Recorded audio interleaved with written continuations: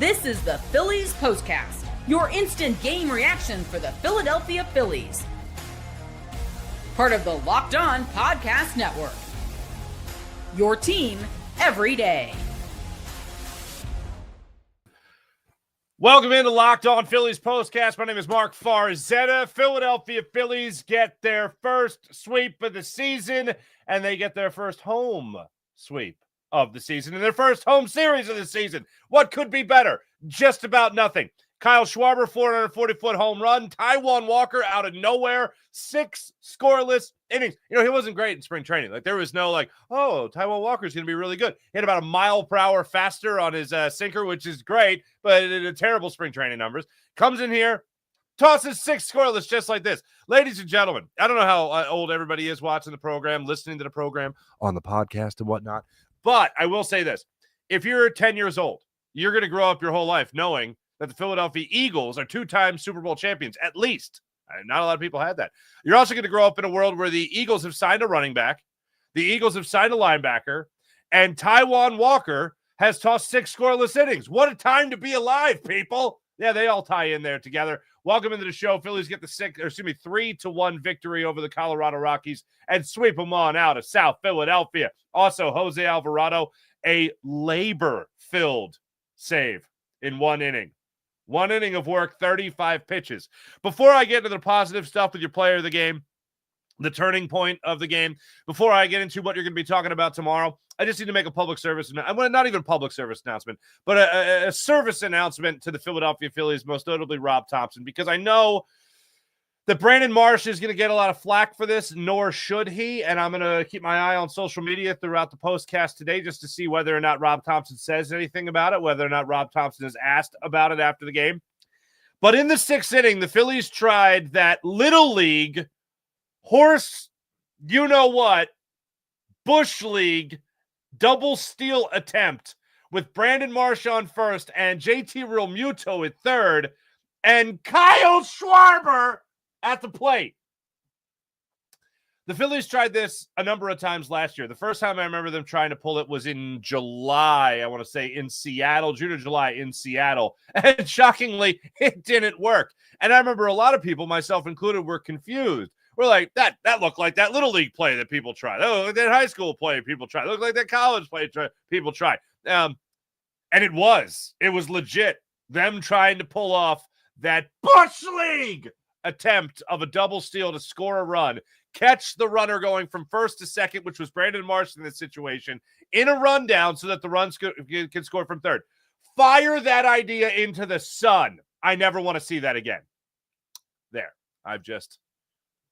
That completes my rant of negativity. Now let's talk about something absolutely amazingly positive in today's ball game. This is the Locked On Player of the Game.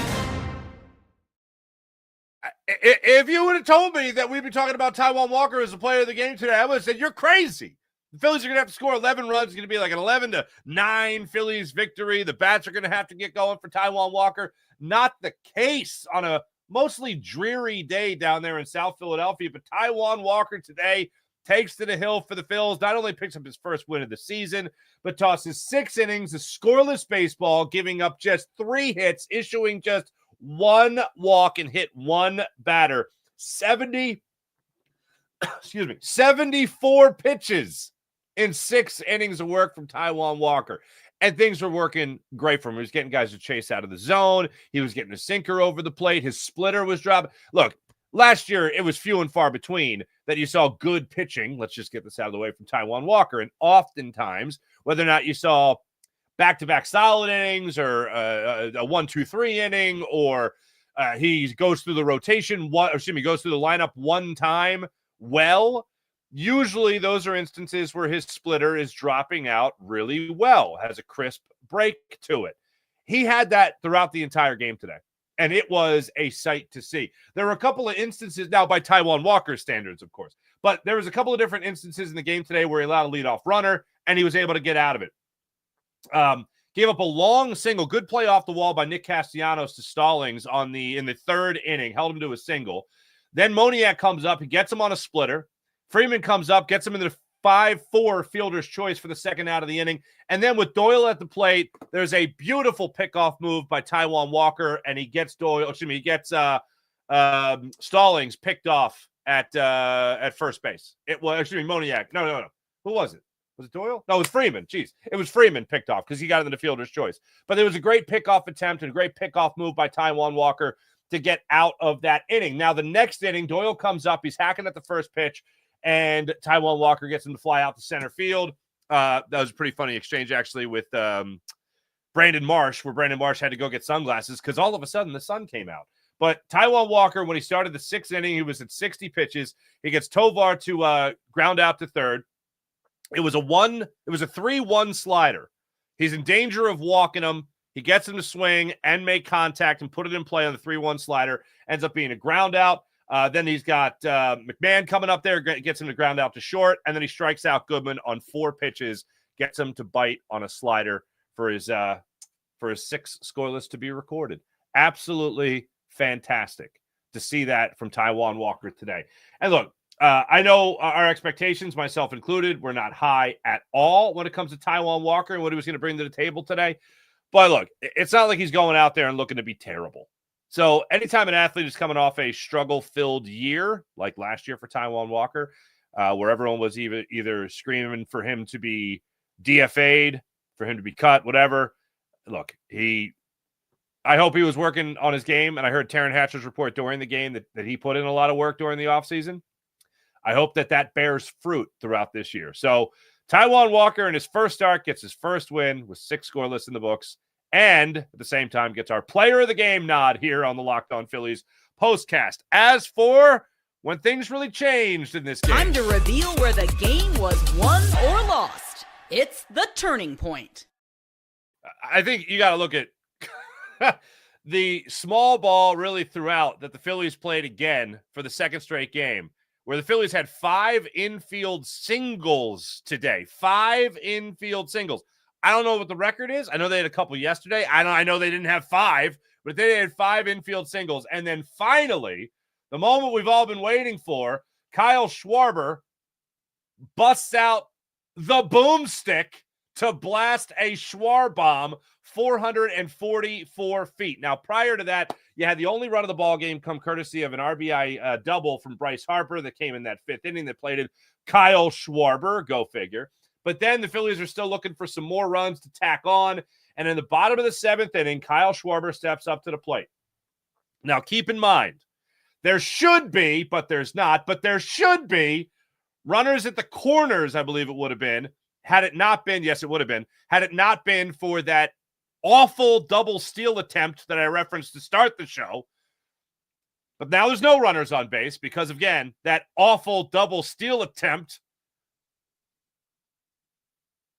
Kyle Schwarber steps up, gets into a 1-2 count, gets a 4-seam fastball up and over the middle of the plate, and he does not miss it. Peralta put it right over the center of the plate, up in the zone, and Kyle Schwarber Schwarberianed all over that pitch.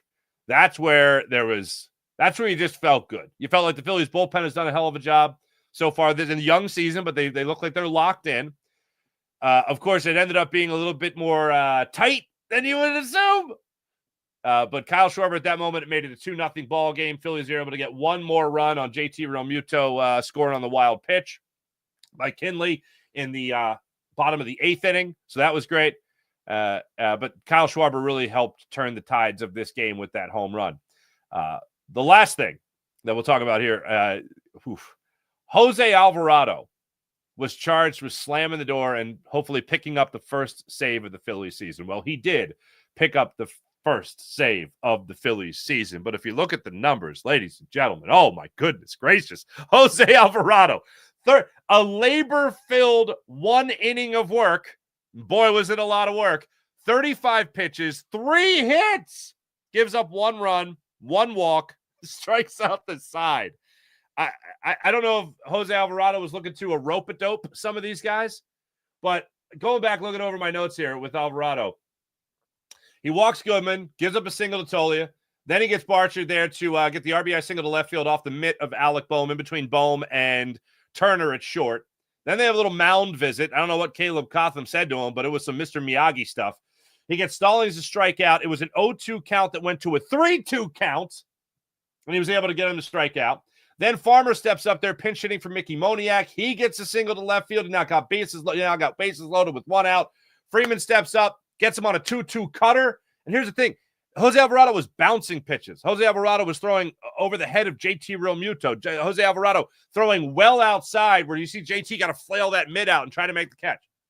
And then all of a sudden, he's just throwing it right down the chute. It was incredible.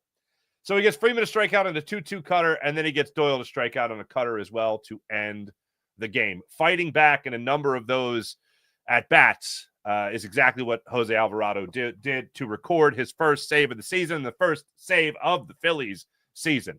Love to see it from the Phils. When we come back, we'll also talk about what you're going to be kicking around tomorrow when it comes to this ball game. And, of course, who the Phillies got next on tap. We'll also look at the box score and take your comments when we come back on Locked On Phillies Postcast. Oh, I hope you guys are really taking advantage of wonderful pistachios. Looking for a snack? Looking for something delicious and nutritious? Crack into a good source of protein with wonderful pistachios. Wonderful pistachios is one of the highest protein nuts. Each one, oh, they're just fantastic. Each 1 ounce serving has 6 grams of protein, giving you over 10% of your daily value. Plus, they're packed with fiber and better for you unsaturated fats to help you keep feeling fuller and, well, more full longer, really.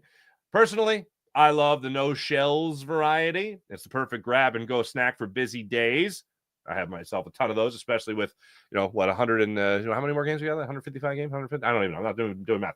No shells, wonderful pistachios for the grab and go with ease. Satisfy that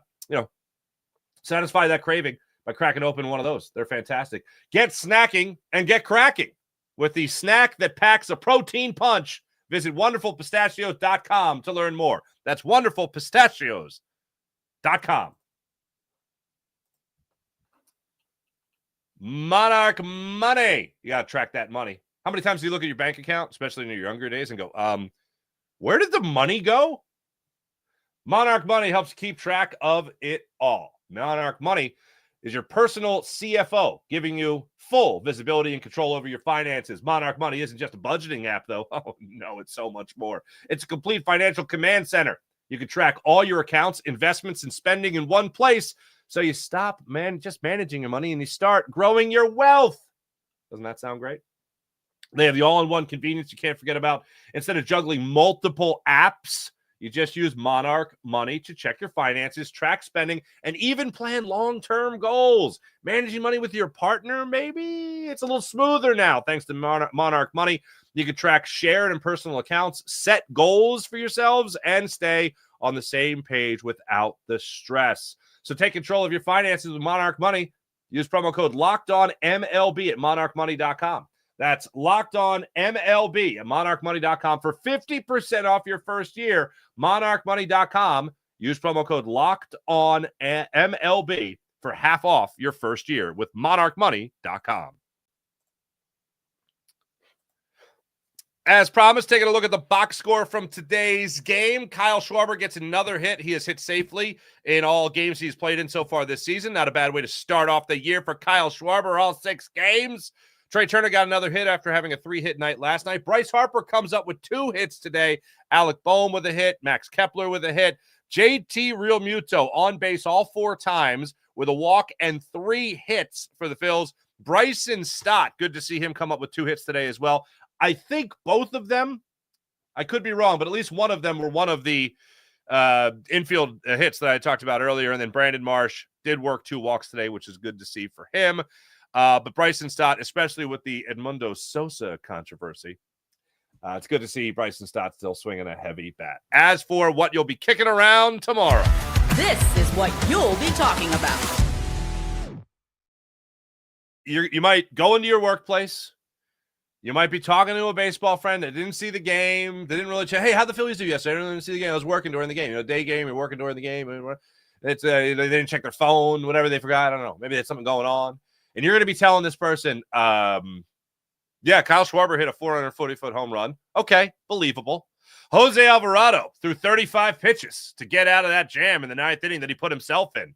Got a 3-0 lead. The Phillies win 3-1. They sweep. Oh, that's great. That's believable. I've seen that before. And Taijuan Walker, a scoreless performance over 6 innings. I know.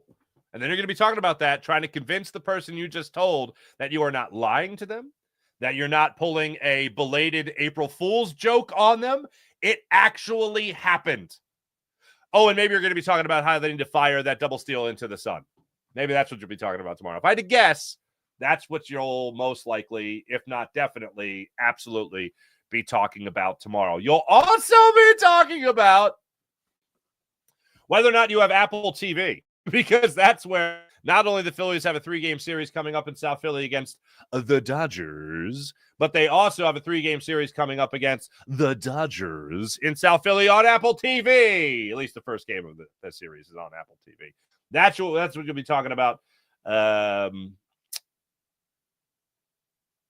tomorrow. The fact that you faced the Nationals, took 2 of 3. Okay. You faced the Rockies, took 3 of 3. Okay. And now the team that just got done putting the Braves over their knee, the LA Dodgers, are coming to South Philadelphia for a 3-game set.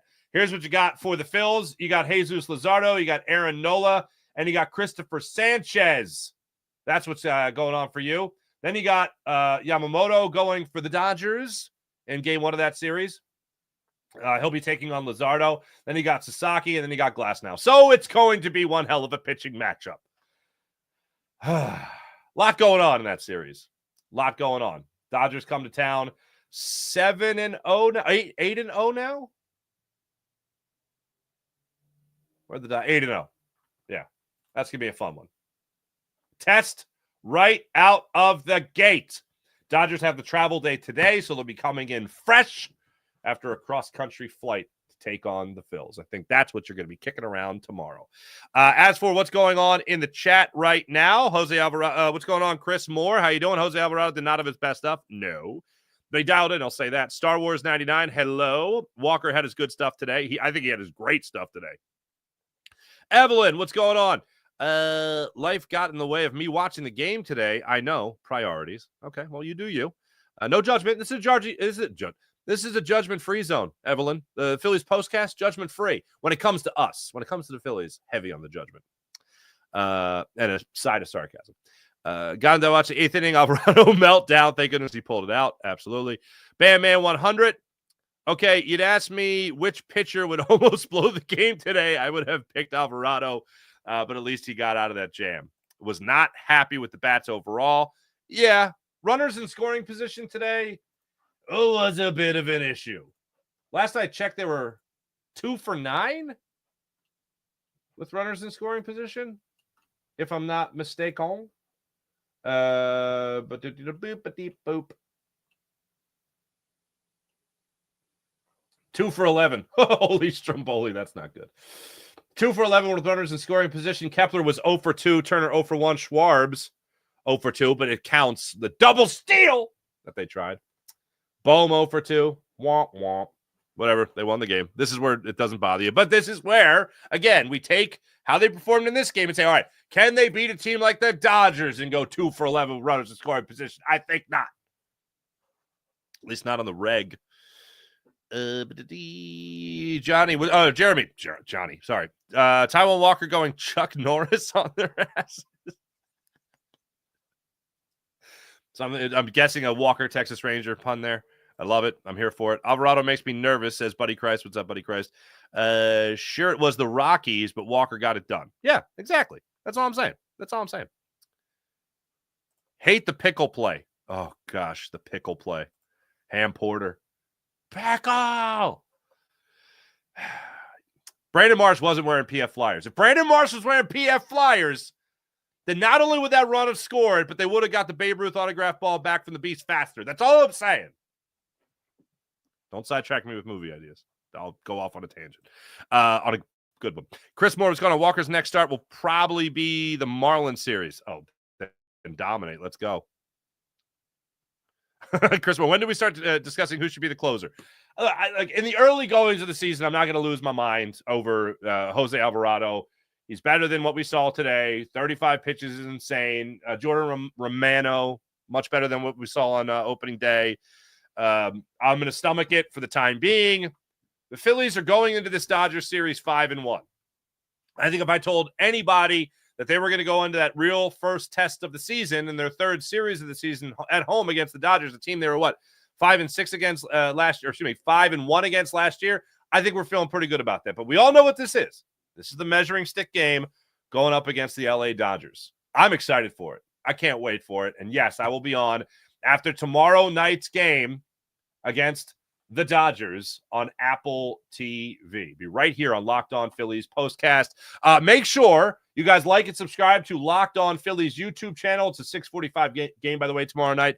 Connor Thomas has you covered throughout the year, as he always does, with Locked On Phillies Daily Podcast. Me, hi, my name is Mark Farzetta. I'll have you covered for your Locked On Phillies Postcast after each and every game this season. Thanks for watching. Thanks for listening. Make sure you hit like and subscribe on the Locked On Phillies YouTube channel. Back with you guys. Actually, not only just tomorrow night for the Phillies, but back tonight because I'm still doing Locked On Sixers postcasts. You know why? Because I'm a glutton for punishment. It's like watching Jose Alvarado today in the 9th inning, except it doesn't end well. You know what I mean? Yeah, that's what it's like. Anyway, see you on Locked On Locked On Philadelphia. Locked On Sports Philadelphia for your 76ers postcast. See you over there tonight and again tomorrow for your Locked On Phillies postcast right here on Locked On Phillies YouTube channel. Catch you guys later. Bye.